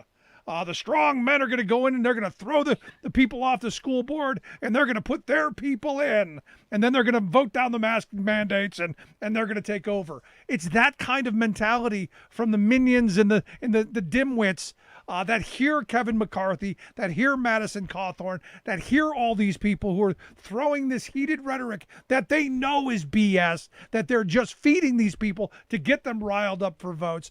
But it's turning into real action, and it's freaking dangerous. That's exactly what Donald Trump built in this new Republican Party. That is the kind of MAGA mentality that that I think these Republicans feel like they have to adopt if they want to get the kind of money out of people that they want. I don't know the degree to which they honestly want violence again, because I think that would be a PR disaster for them. But it sure as heck does great fundraising for them. So that kind of violent rhetoric, you know, brings in the cash. And that's why you see Marjorie Taylor Greene saying stuff like that over and over and over again. She's never going to have any power. She's never going to have any influence. But by golly, she's going to have a whole heck of a lot of money in a super PAC that then she can buy her way into influence and into the party. The other thing too, I was going to say is you were talking about the charges for a lot of these guys and the phone records that the FBI already has. A lot of these deals, I've been reading through some of the deals that the DOJ, whenever they publish them, and a lot of the deals seem to be about getting access to their phones. So getting access to a lot of the communications, a lot of the WhatsApp stuff, some of the Facebook Messenger conversations. And so I wonder how much they already have in terms of social media, because we know that, or we have heard reports that some of the Republicans are coordinating with these guys. So I wonder how much the FBI already has on these guys that they then can fork over to Congress. Yeah, no, excellent point. You know, and that researcher who has all of Gab's, all of those Gab, whatever they call them, little Gabs or whatever, it has every bit of the threats, every bit of the we're going to go and we're going to stack up bodies if they're going to take my guns. It's crazy. But Rich, you know, we hear this kind of rhetoric all the time. And what's interesting about Stephen Lynch, the guy who's running for county executive, who's going to go in there with his strong men, like many bullies, the second you poke them in the chest, they backpedal quickly, as Mr. Lynch did. This is a moment where I think Democrats have to pull up their big boy and big girl panties, stiffen up the spine, and get ready to push back. Well, absolutely. You know, it's like, guess what? Democrats own guns too. We just don't have to run around and wear them and wave them in people's faces all the daggone time. You know, these people are cowards. They want to be the ones that are screaming and yelling the most, but at the end of the day, when it's time to knuckle up, well, they obviously step back and say, well, it really wasn't what I meant. You know, this is absolutely sickening. And you're right. You know, it's actually also quite scary to see so many people in this country, you know, that are willing to come out and throw those threats out there like that. And, you know, what that does to that Board of Education, I mean, some of those people on the Board of Education are, you know, little old ladies that are retired school teachers and stuff like that. You know, they fear these people, and that's what these people want. That right there, they feel like they've won because of that. But it's not exactly like you're really you're not really a solid dude. You know, I have no respect for that guy whatsoever. You know, he wants other people. He's the kind of guy that wants to run his mouth and hope that those 20 guys will run in there and do the things that he's saying. But mark my words, he won't. Nope, you're absolutely right. And it's one of these things, I got to be honest, you know, you poke a bully in the chest, they usually back up. And this is where, you know, looking at what's going on in our school boards and looking at all the things that are going on with all these people running their mouths, we better get organized and defend our school boards. Going to take a quick break right here. You got any thoughts, questions, comments? Want to hear it? You can email me, rick@thericksmithshow.com. You got a question for one of our guests? By all means, hit me up and we'll make sure we get them to them. Quick break, right back. Stick around. You're listening to The Rick Smith Show. We're working people. Come to talk. Remembering that united we bargain, divided we beg. Rick Smith.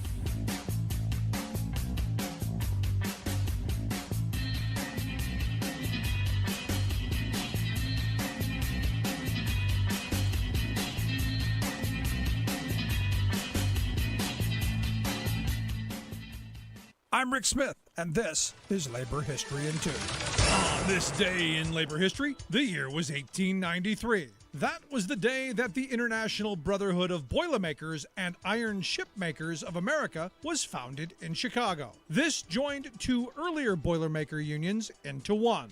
They decided to establish their headquarters in Kansas City, Kansas. 2 years later, the Boilermakers affiliated with the American Federation of Labor. The union represents members of 250 lodges in the United States and Canada. At the turn of the 20th century, the Boilermakers had about 8,500 members. But their membership expanded, especially during World War II, as shipbuilding grew for the war. By 1944, there were more than 350,000 Boilermakers. In 1954, they merged with the International Brotherhood of Blacksmiths, Drop Forgers, and Helpers and expanded their name to include these groups of workers. But what exactly is a Boilermaker? According to the union's website, the term can have many meanings. It might refer to a Purdue University student or alumni whose football team started going by the name of the Boilermakers in 1891. Or Boilermaker might refer to dropping a shot of whiskey into a draft beer and drinking it all at once. But for the labor movement, a Boilermaker is someone that constructs and repairs boilers and the other workers who are part of the union. These might include blacksmiths, forgers, shipbuilders, cement workers, stove workers, metal polishers, and numerous other job descriptions. The Boilermaker's logo reflects these workers. It includes images of a ship, a worker working on a boiler, and a blacksmith's anvil. Below the images are found the words unity, progress, and protection, declaring the mission of the union and its members. Labor History in 2 brought to you by the Illinois Labor History Society and The Rick Smith Show.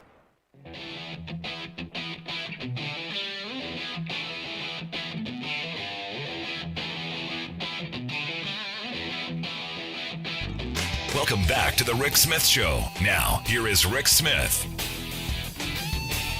So, Baptist Hospital in Miami, evidently, the quote, and this is a Daily Beast story that caught my attention. The quote from one of the nurses who spoke on the condition of anonymity because she didn't want to get fired because I'm sure they would have. She said in her career, she has never bagged so many 30-something-year-olds leaving behind young kids, pregnant wives, and dying. She said, the screaming, when you have to tell the family that their 30-something-year-old is dead from the virus, the screaming and the, telling them that their loved ones didn't make it. She says they're exhausted because, wow, the numbers of people in their 30s. Remember, they're supposed to be the ones who are going to make it through this virus. It's supposed to be no problem. Remember the refrigerated trucks that they brought in? Remember the extra bags? Sad, sad stuff. Here to share some thoughts on what is going on in the southern U.S., the craziness of Florida and now Texas. Our all-star panel, Sarah Burris of RawStory, Rich Ojeda, national spokesperson for No Dems Left Behind, and, of course, Scott Dworkin, co-founder of the Democratic Coalition. What do you make of this, Sarah? Let's start with you. This nurse is saying, hey, I've never bagged so many 30-somethings. Well, the sad thing is that a lot of these people, a lot of these nurses and doctors have been going, this is their second year. They're starting on this stuff. They've been doing this since, last spring. So they're already well into their second year of handling all of this stuff. And I can't imagine how exhausted they must be.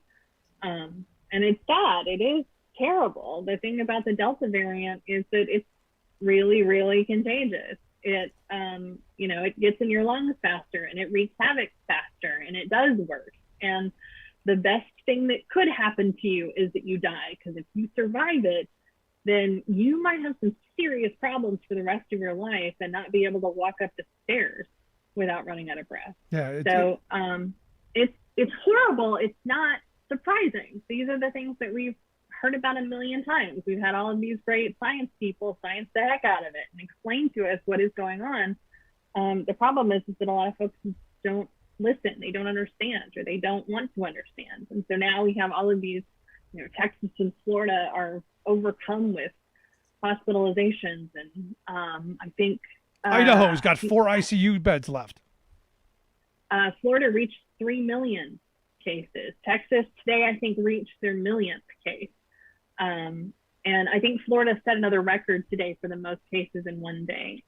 Finally, the only positive thing to come out of this is that Governor Greg Abbott and Ron DeSantis, their poll numbers are finally dropping. So at least there's that. Abbott's down by 7 and DeSantis is down by 14 in the last few months. So at least people are starting to connect the dots from, okay, well, he's fighting mask mandates because he doesn't want to protect my children. Maybe that's a thing that we should be concerned about. Yeah, or some of them are just dying off. Scott, I want to get your thoughts on this. This Candace Owens, this right-wing mouthpiece, evidently was denied a COVID test because the private COVID company that was doing turned them away because they said, quote, "We cannot support anyone who has proactively worked to make this pandemic worse by spreading misinformation, polarizing and discouraging the wearing of masks, and actively dissuading people from receiving life-saving vaccinations." And they turned her away, said, look, we work overtime. We're trying to do everything we can. You're making it worse. We're not dealing with you. While I think this is hysterical, I kind of have a problem with it. I want to get your thoughts. I mean, I have the same thing that I've always said, is that no one should be denied a COVID test. No one should be denied the vaccine. That being said, this is a person who had no problem supporting the fact of a cake maker not serving, a gay couple or not making their cake. This is a private company. So they have that right to do so. I think they also make a great point here. That being said, just test her, it's humanity. And, again, don't give her anything, don't give her a win. And at the same time, I just think that it is something that's, beneath them and the people who run that organization. But I also, you have to understand how stretched thin they are and how their patience is worn thin.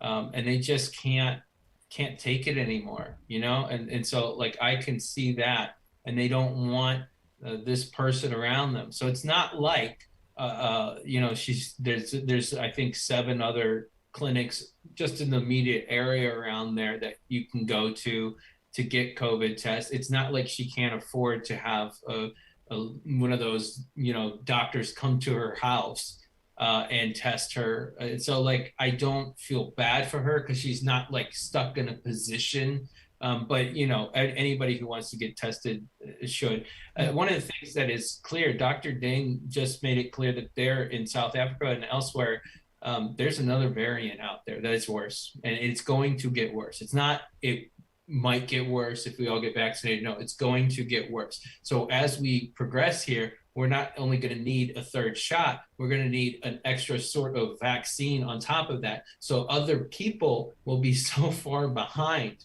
That's the scary part for them. They have to get vaccinated now in order to save their lives, because there will be a point of no return where they won't be able to be helped at all in any way. And they'll be stretching ourselves thin. So we got to make sure that, people, I guess at this point, we just got to make sure that we just strong arm people to vaccine mandates. Like that's all we have left. Vaccine mandates. Yeah, I'm against the idea of turning someone away, business being able to turn people away. If you're open for business, you're open for business for everybody. I don't care what it is. That's what you do. But I did find that there was an interesting series of tweets on this that I thought were really interesting. Someone said that she was turned away because she was black, and someone said no. She was turned away because of the content of her character, which I thought was perfect. But let's go to you, Rich. Joe Rogan came out this week, influential podcaster, someone who has been, I guess, lightly saying vaccine hesitant or downright against it. He said that he got it, and his exact quote was, "threw the kitchen sink at it." Ivermectin, hydroxychloroquine, the monoclonal antibodies, maybe even some Clorox and the light up the behind. I don't know, but they threw the kitchen sink at it. Rich? Well, first off, Joe Rogan has one of the loudest microphones across this country. And what's sad is instead of using that to try to, promote people getting vaccinated, he's went the opposite way. He's got plenty of money to be able to throw the kitchen sink at it. And most people in America are not that lucky. The mere fact that he mentioned ivermectin has made me completely turn him off. This is absolutely unacceptable. And yeah, okay, so you have thrown the kitchen sink at it, and I'm sure that's probably costly. But you're lucky because you have that kind of money. And the majority of people in this country do not. So I've lost a lot of respect for Joe Rogan on that. We should expect more from those people that find themselves in the eye of the public, and that's exactly where he is. And it's sad. It's a shame. It shouldn't be. Well, what's interesting is the ivermectin, from people that I've talked to, gives you this condition that you don't want to really be in public with. So I'm, kind of going, in the next MMA fight that Joe Rogan does, are we expecting an explosion? Yeah, exactly. Well, here's another thing too. They're saying that this ivermectin is actually eating out the inner linings of people's intestines. So this could be something that could potentially cause serious health issues for long times to come. People got to understand there's a reason why the doctors are saying, do not take this. We are living in the dumbest era in the history of the world. That's what we're doing right now. We are living in the middle of this, and we're watching it, in real time. And what's interesting to me is the very people who are taking the ivermectin and all of these miracle cures, the silver or whatever they sell in the buckets or whatever. They're the very people who want to repeal the Affordable Care Act and do away with pre-existing conditions. So whatever they've just given themselves will never be covered. Yeah. Good luck with that. Crazy stuff. I want to move over. We really missed an opportunity with this, you guys. We could have been in business making all kinds of tinctures and stuff with herbs in it. Totally missed an opportunity. We could be millionaires by now. But this is what the right does masterfully. I mean, the right and the televangelist crowd, all of our religious charlatans, they know how to do this better than anyone, which is why they're flying around in $50 million jets, and I'm driving a 2011 Jeep. Exactly. I got to come up with a miracle cure I couldn't sleep at night. I just couldn't do it. I do want to change topics a little bit here because Texas did something disgusting in our Supreme Court as well. And now poor Susan Collins, poor Susan Collins is disappointed that the justices that she put on the Supreme Court have done what they have done in Texas and upheld basically the banning of abortion in this country and forcing women back into back alley forcing working class women and poor women into back alley abortions. The rich and powerful, they're going to get what they need, but they've basically given poor and working class women basically a death sentence. Sarah, let me start with you, because this is an extra special bit of horrible, because now they've got this little clause in here that if I suspect maybe you were pregnant, I might be able to cash in. Yeah, this is the weirdest law, and the fact that the Supreme Court didn't strike this down is concerning for not just the idea of Roe and choice. This has a lot of ripple effects. I was talking about HIPAA laws today. Because how do people know whether or not you're pregnant? They would have to get access to your medical records, which would violate HIPAA laws. They would have to force you to testify against yourself, which violates the Fifth Amendment. There are a lot of things in here that just seem a little like there's no way that this is actually going to work. Right. No, I know this will work. This will work the way it's supposed to. Because every man that I know who's upset about abortion is, she's taking my right away. This is going to give a man the power to go, you're going to have the kid, or I'm going to turn you in, and I'm going to cash in for 10 grand. But that's what this is about. This is about men controlling women's bodies. That's exactly what this is. Well, congratulations. Now they can pay all the child support that they want. There are no laws for that, Sarah. There are, but are you going to go into a court and say, he forced me to have this child, and now, guess what? Here's the baby. Bye. I think one of the fears that we're going to see is now that Texas did it, the rest of these red states are probably going to step up and do the same thing, and the Supreme Court's going to vote the exact same way for all of them. So, I mean, that's the situation that we are in right now, and it's unacceptable. This is Taliban. Yeah, they were just worried about, I guess they didn't care about the fine print, right? Because they're like, we'll worry about that later. And then, so they wanted to jam this through so there's an example and there's something other states can cite. I'd say dozens of states are going to make this happen in the next few months. I hear Florida's already in the process of putting it forward. South Dakota, the South Dakota governor said that she's been talking about it too. But I think liberal states, I think it would be interesting to see liberal states enact this for vaccines. If Texas can say this for vaccines, then why can we not sue somebody for refusing to wear a mask, refusing a vaccine, and spreading COVID to a whole bunch of people? You could sue people for having a gun because, of the same kind of law. That there's a lot of stuff you could do with this, and I don't know how this is going to make any sense to the Supreme Court, but time to stack the Supreme Court. It's time to stack the Supreme Court. Yeah. Do the Democrats have that kind of a spine to actually propose something like that? I'm sure Joe Manchin doesn't. Yeah. We don't have a Manchin, and we don't have 60 on the Senate. We'd have to abolish the filibuster, which Manchin and Sinema said that they won't do, and then stack the court, which Manchin and Sinema probably won't do either, which is strange because Sinema used to be for a choice. I mean, yeah, so I don't understand what happened there. Well, this comes down to it's the rhetoric between and the action. A lot of people are talking the talk.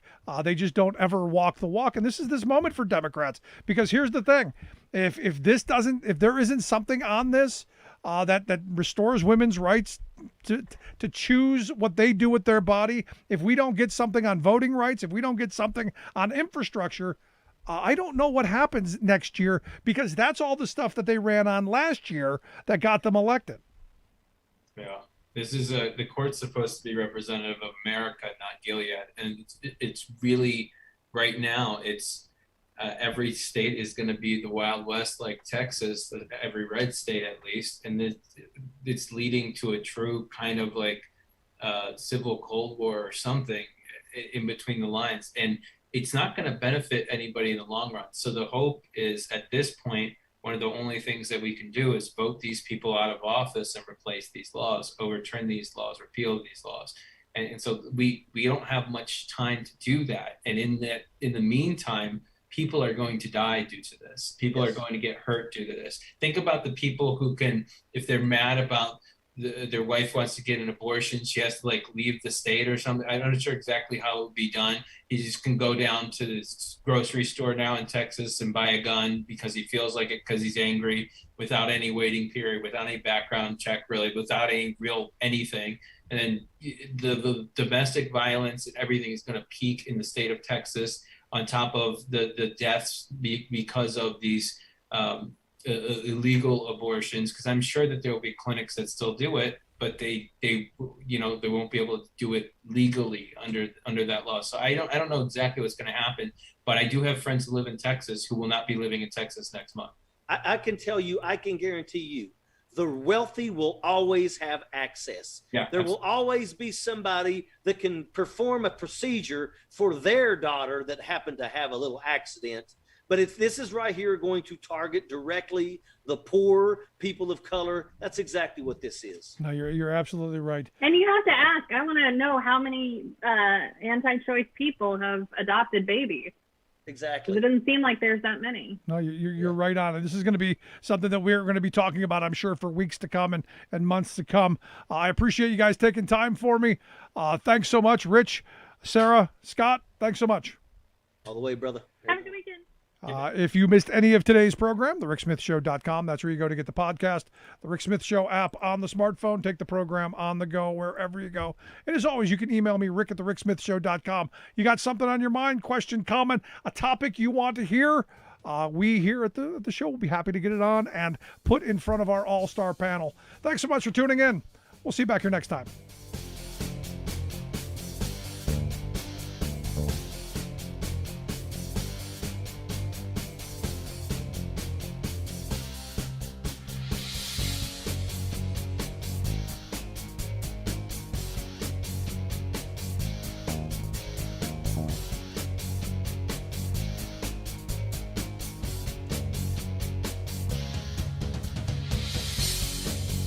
You've been listening to The Rick Smith Show. Email Rick at rick@thericksmithshow.com. Until next time, this has been The Rick Smith Show.